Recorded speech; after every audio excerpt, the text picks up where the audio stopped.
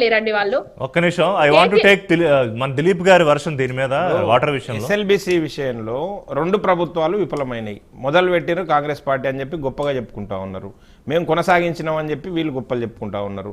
మళ్ళీ కొనసాగించే దుస్థితి వచ్చిందని చెప్పి మళ్ళీ ఈ పార్టీ చెప్పుకుంటా ఉంది. అంటే కాంగ్రెస్ పార్టీ, బీఆర్ఎస్ పార్టీ, మళ్ళీ కాంగ్రెస్ పార్టీ. కానీ ఆ ప్రాజెక్ట్ మాత్రం కంప్లీషన్ ఎప్పుడైతుంది అనేది ఇప్పటికి దేవుని మీదనే వదిలిపెట్టారు. కానీ ఆ తెలంగాణ ప్రజలు రెండు విషయాలు, ప్రమాదాన్ని కూడా రాజకీయం చేయడం అనేది మేము ఎక్కడ ఎందుకు ఇప్పుడు బండి సంజయ్ గారు కాదు మహేశ్వర్ రెడ్డి మాట్లాడుతూ మేము వెళ్ళాం కాబట్టి కంపల్సరీగా ముఖ్యమంత్రి వెళ్లాల్సి వచ్చింది, ఇవన్నీ కూడా అంటే ఎక్కడొక్కడ విషయాన్ని రాజకీయం చేయక్కర్లేదు అని ఆలోచించడం మానేసే పార్టీ. రిషి గారు మేమేమంటున్నామని అంటే మానవతా దృక్పథం అనేది ఒకటి ఉంటుంది. దాంట్లో మీరు ఎంత మేరకు స్పందించిండ్రు, ఏం చేసిండ్రు అనేది మీ విజ్ఞతకే వదిలిపెడతాం. మేము రాజకీయంగా దీన్ని ఉపయోగించుకొని దాని మీద మేము లాభం పొందాలి, లబ్ధి పొందాలనే ఆలోచన లేదు. రెండో విషయం ఏంటంటే మీ వైఫల్యం కొట్టొచ్చినట్టు కనపడతా ఉంది. అది పూర్తి కాలేదు. పూర్తి కాకపోవడానికి ఈ రెండు పార్టీలు సమాన బాధ్యత వహించాల్సిన అవసరం ఉన్నది, కాంగ్రెస్ పార్టీ, బీఆర్ఎస్ పార్టీ.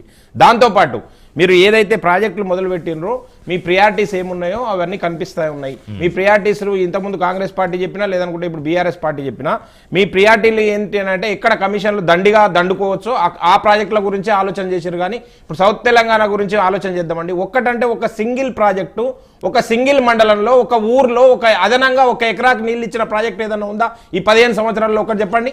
ఒక్కటంటే ఒక ప్రాజెక్ట్ అండి, ఎవ్వరూ చేయలేదు. ఊకదంపుడు ఉపన్యాసాలు మేము తెలంగాణ సస్యశ్యామలం చేసినాం అని చెప్తా ఉన్నారు. కానీ ఊకదంపుడు ఉపన్యాసాలు తప్ప కేటగారికల్గా ఒక ప్రాజెక్ట్ పేరు చెప్పాలి కదా. మీరు పాలమూరు రంగారెడ్డి ప్రాజెక్టులో నేను కర్వేన రిజర్వాయర్ దగ్గర కుర్చీ వేసుకొని కూర్చుంటే నేను కంప్లీట్ చేస్తా అని చెప్పిండు కదా. 5 సంవత్సరాల్లో కంప్లీట్ చేస్తా అని చెప్పిండు కదా కేసీఆర్ గారు. 12 సంవత్సరాలు అయింది, ఎక్కిరిస్తా ఉందండి ఇప్పటికీ. కనీసం పాలమూరు రంగారెడ్డి ప్రాజెక్టులో భూములు కోల్పోయిన రైతులకి నష్టపరిహారం కూడా ఇయ్యలేని దుస్థితిలో ఉన్నాయి ఈ రెండు ప్రభుత్వాలు ఇప్పటికీ. ఇప్పుడు కాదు. కనుక మేమేమంటున్నామంటే భారతీయ జనతా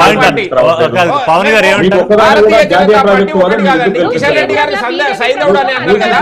2 లక్షల గడిచిన 10 సంవత్సరాల్లో తెలంగాణకు వచ్చిన ప్రాజెక్టుల ఖరీదు 2 లక్షల రైల్వే ప్రాజెక్టుల, జాతీయ ప్రాజెక్టుల శ్రీనివాస్ రెడ్డి గారు,